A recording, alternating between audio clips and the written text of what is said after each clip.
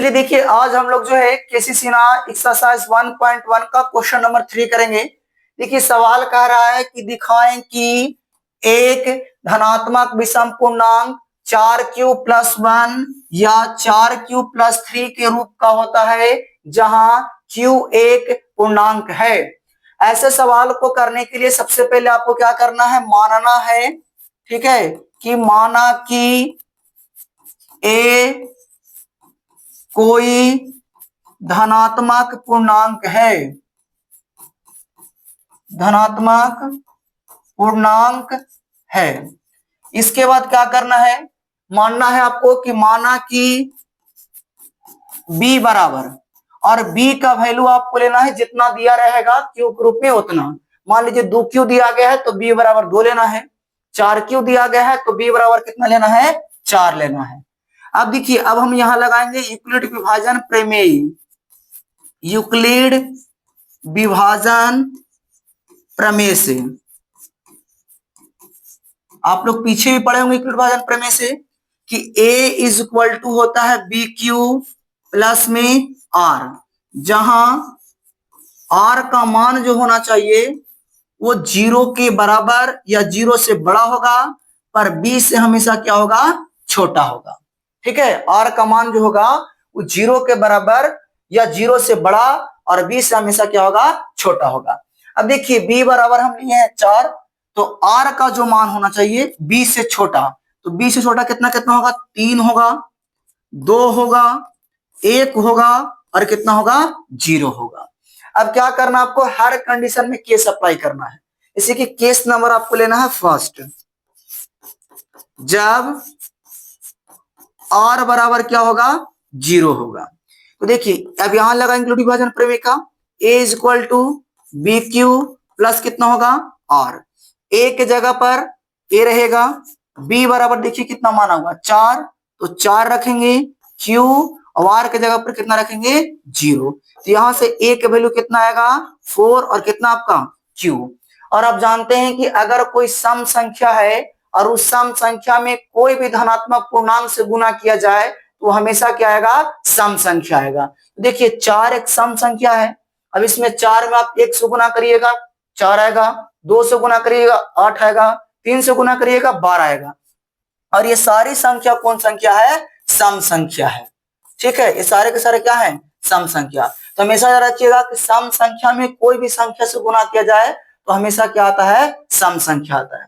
तो ये जो हमारा पूर्णांक आएगा ये आएगा सम पूर्णांक।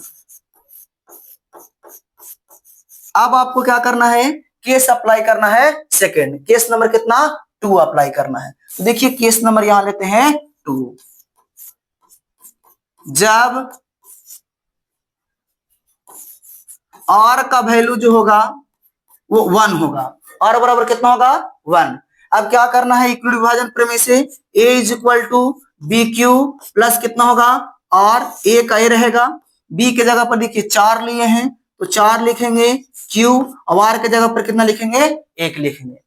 तो यदि कहता है रोज की सम संख्या के गुणनफल में अगर कोई सम संख्या है और उसको में कोई संख्या से गुना किया जाए और 1 को जोड़ दिया जाए तो हमेशा विषम संख्या आएगा। देख लीजिए आप, मान लेते हैं 4 है, 1 से गुना करेंगे और 1 जोड़ देंगे, तो 4 में 1 से गुना करेंगे 4, 1 जोड़ेंगे तो कितना आएगा 5, 5 कौन संख्या हुआ, विषम संख्या। अगर 4 में हम 2 से गुना करते हैं जोड़ते हैं 1, 4 दूनी कितना होगा 8, 1 जोड़ेंगे तो कितना होगा 9, ये भी कौन संख्या आया, विषम संख्या। अगर हम 4 में गुना करते हैं 3 से जोड़ते हैं 1, तो 4 3 12, 1 जोड़ेंगे तो कितना आएगा 13, ये भी कौन संख्या आया, विषम संख्या आया।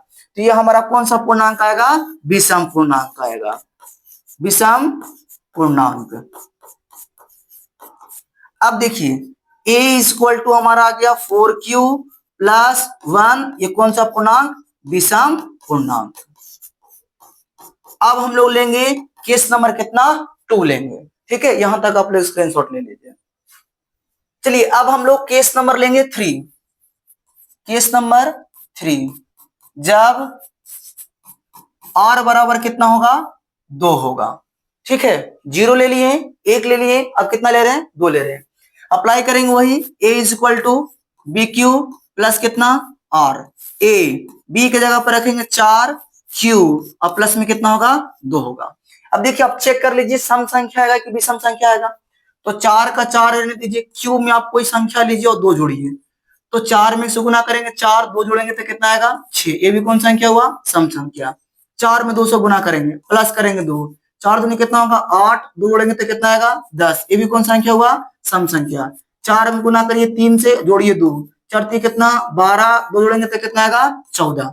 मतलब 4 प्लस 2 जो रहेगा वो हमारा किस रूप का है आपका सम पूर्णांक है, सम पूर्णांक।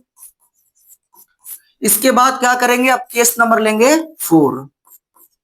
जब r बराबर कितना रहेगा 3 रहेगा तो ये a इज इक्वल टू आएगा बी क्यू प्लस में कितना r, a b के जगह पर 4 प्लस q r के जगह पर 3।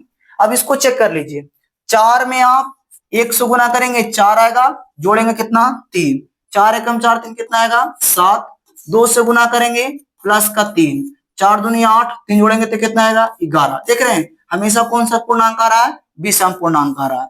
ये आपका कौन सा पूर्णांक होगा विषम पूर्णांक होगा। ठीक है, अब हम चेक कर लिए कि विषम पूर्णांक कौन कौन आया, 4 प्लस 1 आया विषम पूर्णांक और 4 प्लस कितना आया 3 आया। तो नीचे में लिख देंगे अतः